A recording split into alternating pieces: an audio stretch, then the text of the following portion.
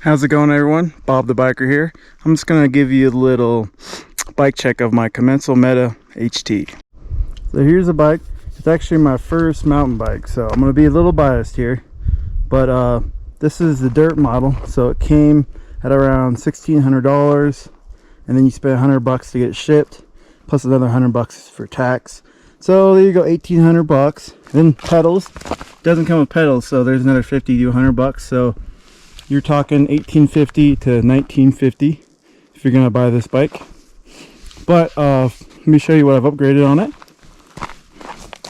So first and foremost, the first thing I had to get was new rims. So it comes with some crappy rims. So I got the nuke proof V2s front and back. They're very strong. My old wheel busted off of just a small rock, you know, and these are, I've ruined 5 tires on these rims. They are literally bulletproof. I love them. And then my next upgrade, I put a different GX crank on it. It came with the SX, very heavy, and it looked like crap. So GX, just where it's at. And then I went to a new stem, because the other one was about 40 or 50 millimeters in length. So I did the Renthal Apex. It's around 30 millimeters. I'm shorter, 5'7". I also put a little taller bar. Now it kind of affects me on steep climbs, but overall it's not too bad. Downhill is where I really get the benefit. Also, another big upgrade, brakes. I went Code R. You can get these probably $250 to $300, brand new, if you find someone with a takeoff. It came with the stock levels, which really suck.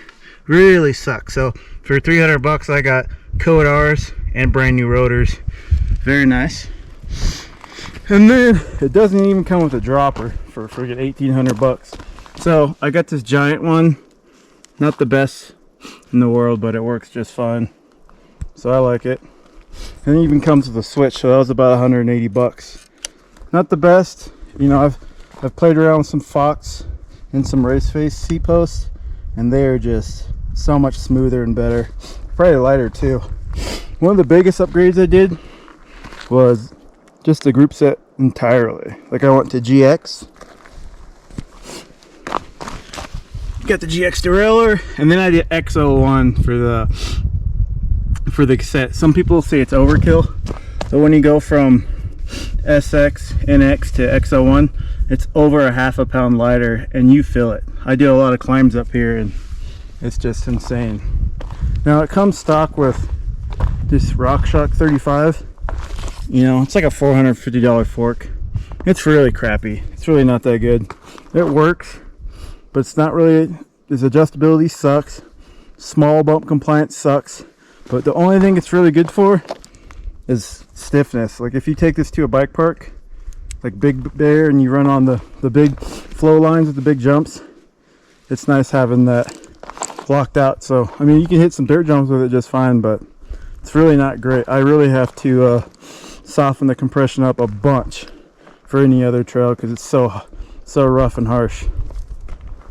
But overall impression, it's a great bike.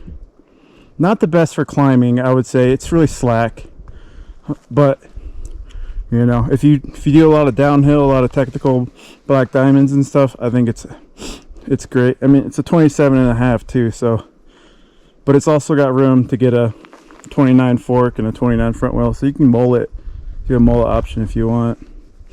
Overall, it's a great bike, and I recommend it.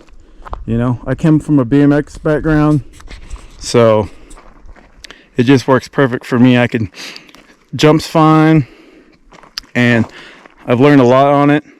You kind of have to slow down a little bit on some of the things, but you don't have a rear shock. So taking tires out is definitely a thing that happens. I've been through more than 8 tires already. It's just how it works. You know, I run a little higher PSI just to try to save my rim a little bit, but it doesn't matter. There's a lot of force on that back tire, and you just rip things up. Well, I hope you like my video, and if you really want one of these, I would really buy one.